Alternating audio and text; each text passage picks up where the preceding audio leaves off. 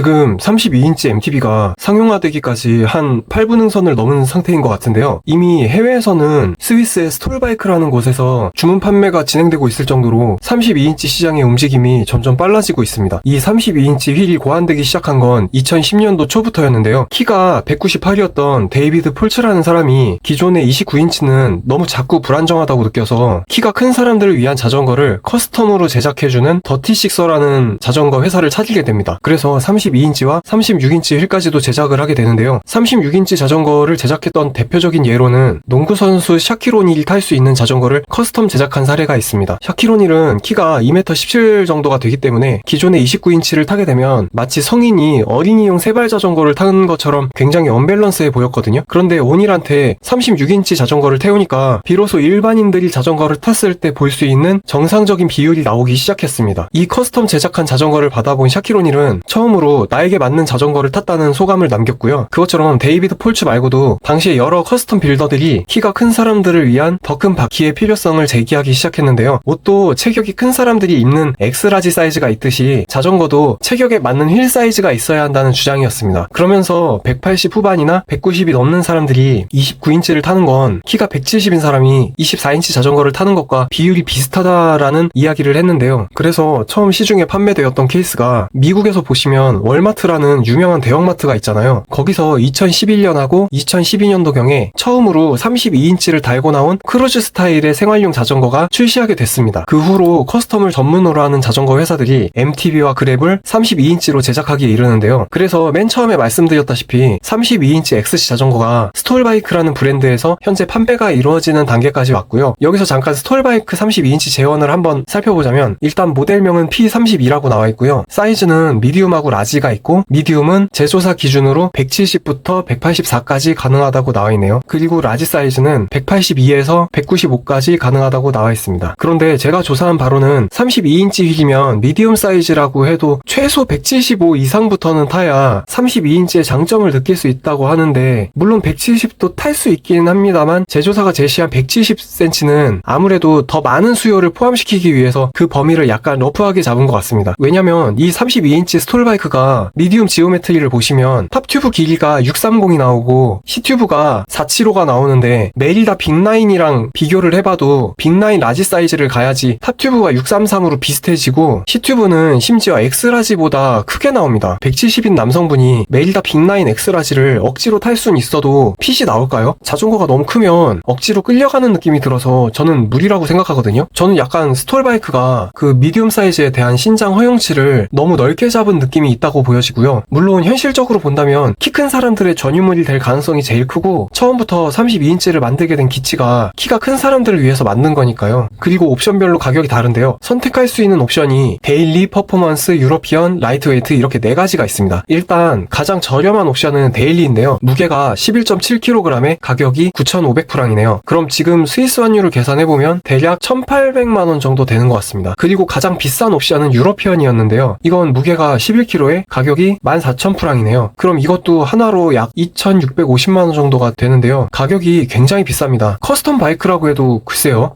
정식 상용화가 된다면 금액적인 부분도 당연히 일반 유저들이 납득할 수 있는 가격대로 출시되어야 그만큼 시장 경쟁력도 갖출 수 있다고 생각합니다. 지금으로서는 냉정히 평가하자면 저금액이면 소위 말하는 메이저 브랜드의 최상급 29인치를 선택하는 게 더 나을 수도 있을 것 같습니다. 참고로 여기 사진에 나와 있는 자전거가 스톨바이크 P32 모델이고 라이더가 펠릭스 틸리라는 선수인데 이 선수의 프로필상 키가 182로 나오고 있습니다. 여러분들이 자전거랑 같이 서 있는 이 사람의 비율을 보시고 괜찮은지 한번 가늠해 보시면 될 듯 하고요. 이건 주행하는 모습인데요. 주변의 다른 선수들은 모두 29인치고 이 선수만 32인치입니다. 키가 182인 사람이 32인치를 타면 어떤 비율인지 한번 참고 삼아서 보시면 될 것 같습니다. 확실히 주변의 29인치랑 비교했을 때 휠 크기 차이가 눈에 띄게 보이긴 합니다. 이거는 주행하는 옆모습을 찍은 모습인데요. 여러분들이 보시기에 비율이 어때 보이시나요? 그리고 말씀드린 스톨바이크 말고도 다른 브랜드들이 32인치의 실질적인 효율성이 어느 정도인지 테스트를 하고 있고요. 대표적인 BMC나 KTM도 32인치 자전거의 상용화를 위해서 프로토타입을 제작하고 실전 테스트를 거의 마친 상태라고 합니다. 하지만 해외에서도 실전성에 대한 유저들의 의문이 아직 많은 상황이라 우리나라에 수입되기까지는 아직 시간이 더 많이 필요해 보이고, 수입을 하더라도 그 수요가 그만큼 받쳐줘야 되는데 그 수요가 얼마나 될지는 모르는 상황에서 비관적인 전망도 있을 것으로 보입니다. 만약 32인치가 막상 타보니 좋았다는 반응보다 인치업이 필요 이상으로 과했다는 평가가 많다면 사람들의 여론이 금방 등을 돌릴 수도 있는 상황이 올 수 있다고 생각합니다. 제 의견을 말씀드리면 32인치가 나온다고 했을 때 단순히 새로운 게 나온다는 호기심이 솔직히 생기긴 했지만, 한편으로는 얘네들 또 시작이네 하면서 부정적인 인식도 같이 생각난 건 사실입니다. 그래서 일단 어떻게 진행되는지는 지켜보시고 추후에 바뀌는 점이 있으면 제가 또 다른 소식을 전달해드리도록 하겠습니다.